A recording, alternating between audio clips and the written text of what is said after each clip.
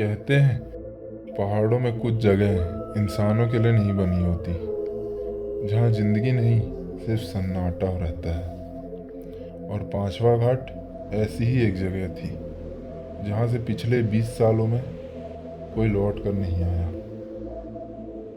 लेकिन 5 दोस्तों को लगा ये अफवाह है। उन्हें एडवेंचर चाहिए था, और एडवेंचर उन्हें मिल भी गया। बस वो उनकी आखिरी याद बन गई। स्थानीय लोग इस घाट का नाम भी लेने से डरते थे। कहते थे वहाँ गूंज भी मर जाती है।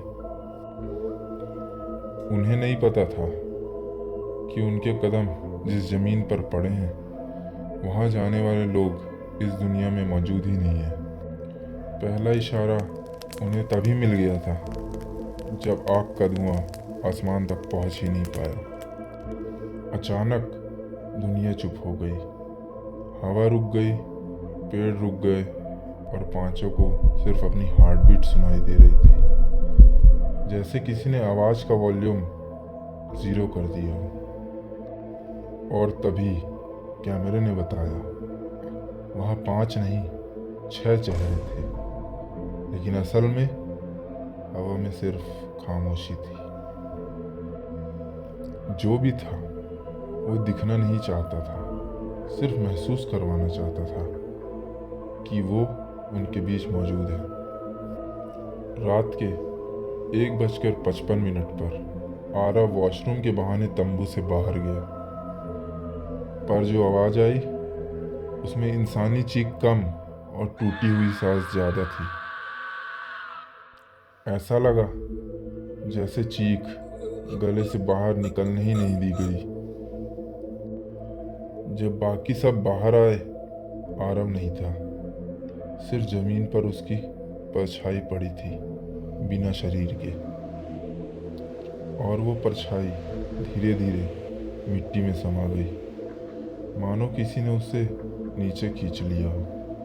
और आरव कभी वापस ही नहीं आया। अब डर ने उन्हें घेरना शुरू किया, लेकिन असली दहशत तब महसूस हुई जब हर दिशा वापस तंबू पर ला रही। सुबह के 4 बजे रैना की सांस अजीब तरीके से चलने लगी, मानो कोई अदृश्य हाथ उसकी रिब्स तोड़ रहा हो। उसकी आंखें ऊपर चढ़ गई, और उसके मुंह से निकली आवाज इंसानी नहीं थी। वह चीख कर कहती है, यहाँ से कोई वापस नहीं लौटता। जैसे घाट खुद बोल रहा हो। उनकी मौत पहले से तय थी। कुछ ही सेकंड में उसका शरीर मिट्टी में बदल गया। कण कण बनकर हवा उसे उड़ा ले गई, और वो कभी मिली ही नहीं। अब यश की बारी थी। उसने कहा कोई उसके आंखों के पीछे खड़ा है, पर दिख नहीं रहा। उसकी पुतलियां लंबी होने लगी, जैसे कैमरे का लेंस बाहर खींचा जा रहा हो। उसकी आंखें खोपड़ी से बाहर लटक गई, और वह बस चीखता रहा। अचानक उसका पूरा सिर भीतर की ओर धंस गया, जैसे किसी ने खोपड़ी को अंदर दबा दिया। और फिर वह धीरे धीरे जमीन में धंसता चला गया, मानो मिट्टी ने उसे निगल लिया। कियारा अकेले बैठी थी। तभी उसके सामने एक कांच खड़ा हो गया। वो कांच जो वहां होना ही नहीं चाहिए था। उसका रिफ्लेक्शन मुस्कुराया, लेकिन कियारा के होठ हिले तक नहीं। रिफ्लेक्शन उसका नहीं था, वो कियारा को नियंत्रित कर रहा था। और फिर उसकी गर्दन ऐसे घूमी जैसे किसी ने उसकी हड्डियों को एक एक करके मोड़ दिया हो। कियारा उस कांच में समा गई, बिना टूटे, बिना आवाज किए, मानो वो कभी थी ही नहीं। अब आखिरी था जतिन।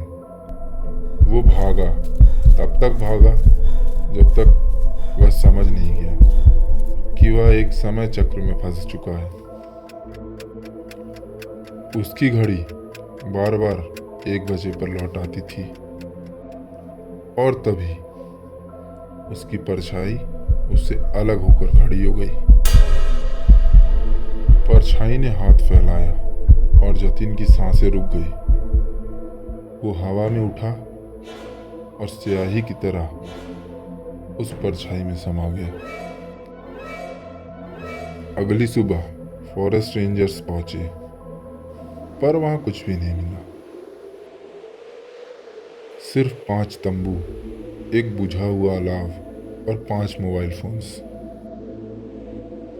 हर फोन में आखिरी फोटो एक जैसी थी, एक काला चेहरा बिना आंखों वाला, जैसे अंधेरा खुद आकार लेकर खड़ा हुआ हो।